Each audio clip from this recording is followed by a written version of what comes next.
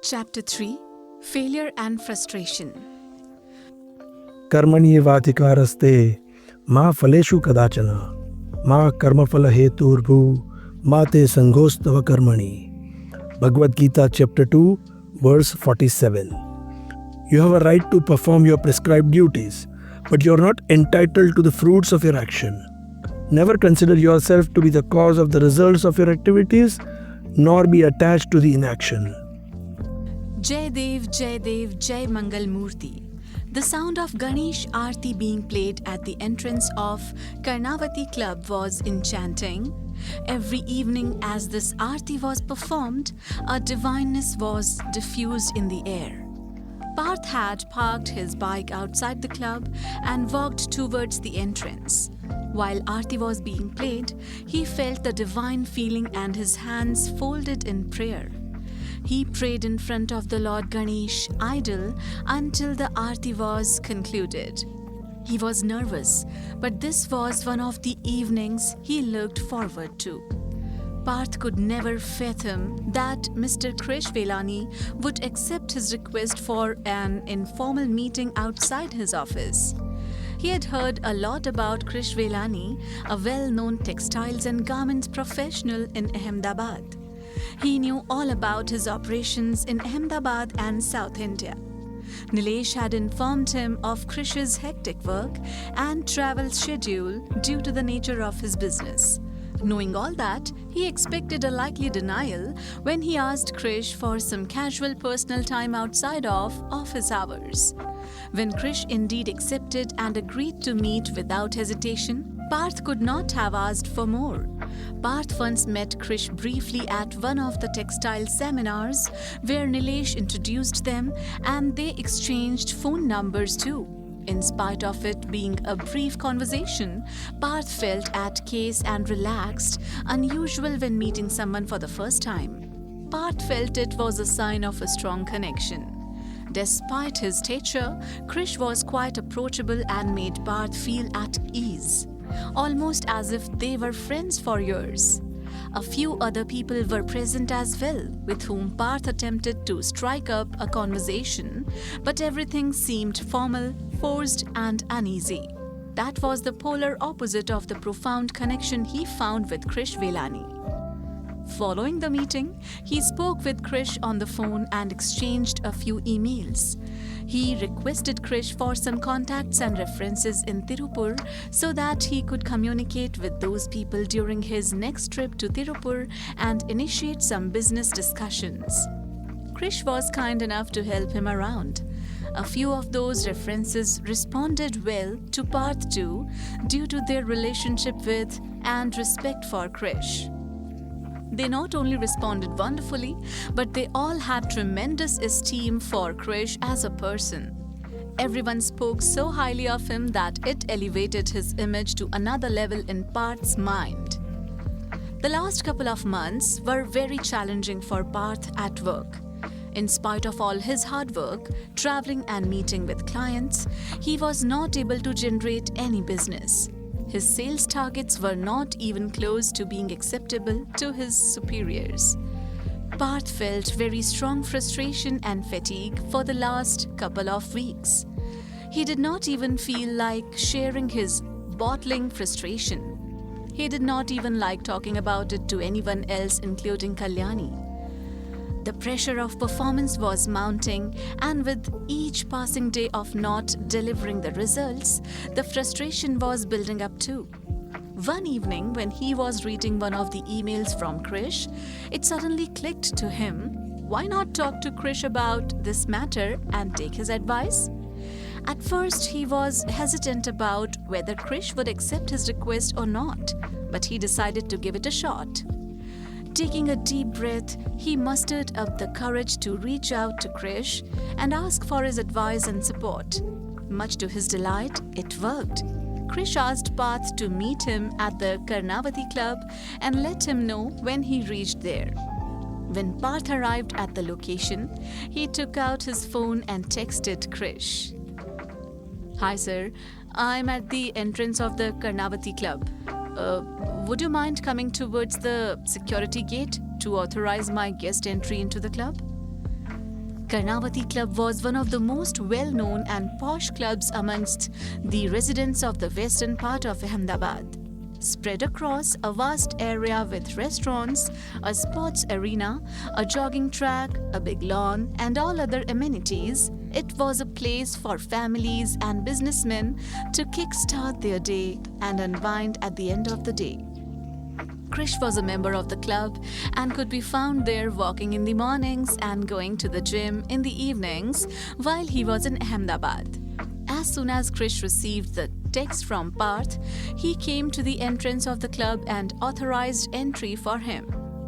He had a sporty look in his grey track pants, sweatshirt and walking shoes, which was very different from the formal look that Parth had seen him in during the seminar. Hi Parth, glad to see you. Hope it was not difficult to find the place? Absolutely not, sir. Come on now, Parth. The British left India long ago, and let's let this word sir go back with them as well. You can simply call me Krish. I do not look as old as you think I am, do I? Krish asked it with a smile. His funny gesture made Parth all the more comfortable compared to their first interaction. They both walked towards the sitting area around the jogging track and found a couple of vacant chairs to settle in. So Parth, what's up? How is everything at work? So, things are not going well at work. I have not been able to generate any business in the last 2 months, and my sales targets are not even close to an acceptable number. My boss is pressurizing me every day during daily meetings, and I have no answers to give to him. Believe me, Krish, I am working very hard, but somehow nothing seems to be working at all.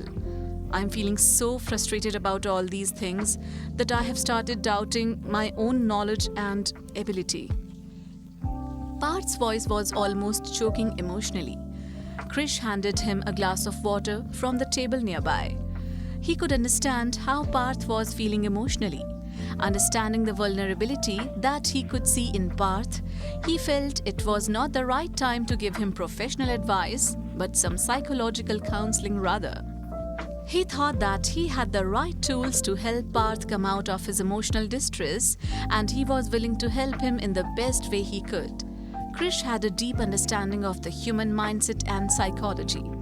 He could relate to things objectively as well as subjectively as the need arose, and that was the reason why it was easy to counsel people in such situations. Parth, would you mind discussing your thoughts in detail with me? I strongly believe that there is a lot more in your mind than you speak, and without an open discussion, I will not be able to help you as much. If you promise to be open and honest in this conversation, then we can together make this meeting a fruitful and effective one. Shocked and awestruck, Parth stared at Krish. He could see a tinkle of spark in his eyes, which was unusual. Parth had expected to get professional advice from Krish, but things were turning out rather differently than he had anticipated, surprisingly. In fact, in a much better way than what Parth had thought of, he could feel that not only was Krish trying to help him, but he was genuinely trying to understand him before throwing some advice in his face. This brought into light his character of caring and sincerely trying to understand the situation. Parth nodded in response to Krish and gulped a couple of sips of water from the glass. While he was holding the glass in his hands, his thoughts were racing fast on how to start the conversation and where to start it from. He took a deep breath, trying to calm his nerves and gather his thoughts as he observed the room around him. Finally, he spoke up. Sorry, Krish. I really don't know what to say. I think it all starts from the day I graduated. Most of my friends got their jobs after graduation from campus interviews, but I did not get in despite having similar grades. I felt discouraged and disheartened, wondering where I went wrong. However, I decided to take a different approach and explore alternative job search platforms to increase my chances of finding employment. that didn't seem to help me as well. That was the first time I felt frustrated. After waiting and trying so hard, I finally got this job at Ratan Textiles in Ahmedabad. I thought that now everything was going to be better. I thought this was the end of my problems. But no, it wasn't. Trust me, I'm working very hard to prove my abilities every single day. I travel and I work late hours to ensure that I can get results. But still, I'm not able to get any results. This is another big frustration for me. I have issues in my relationship with my long-time girlfriend too, which is another story, but I do not want to talk about it right now. Krish had a mild smile on his face. His eyes kept reading Parth's face while he kept talking. Perhaps he was trying to analyze his face more than his words. He scrutinized every detail of his features, searching for any hidden meaning behind his expressions. It seemed as though he was seeking a deeper understanding of Parth, beyond what mere words could convey. He formed his words and said, "Parth, if you were to list down all the things that you feel right now, would you be able to do that?" He passed a paper napkin and pulled out his pen from his pocket and handed it over to Parth, who looked a bit surprised at this gesture. Never did he ever expect in his imagination something like this could also happen during his meeting with Krish. Parth took the pen from Krish's hands and pulled the paper in front of him. Frustration was the first word that he wrote on top of the paper as he started thinking and writing more emotions. Frustration, sadness, failure, anger, fear. Parth stopped and kept tapping the back side of the pen on the table while he kept thinking. He could not think of anything else at that point in time. "Is that it? Nothing else?" Krish asked. "No, Krish, nothing more than I can think of right now." "Aren't you feeling happy about meeting me right now?" Krish asked jokingly with a smile. That brought a faint smile on Parth's face. "Of course, Krish. I'm quite excited and happy that you have taken out time from your busy schedule to meet." "Why don't you write down those things also then? Happy, excited." Krish smiled and asked for the pen and paper from Parth's hands. He started writing some more words on the same list. Jealousy, love, hatred, greed. This list can really go on for a few more paper napkins, Parth. What do you think all these are? Feelings, emotions? Do you like them?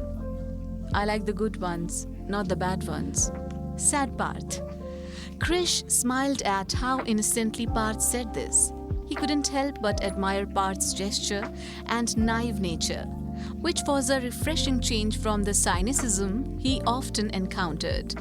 Krish hoped that Parth would always retain his innocence in a world that could sometimes be harsh and unforgiving.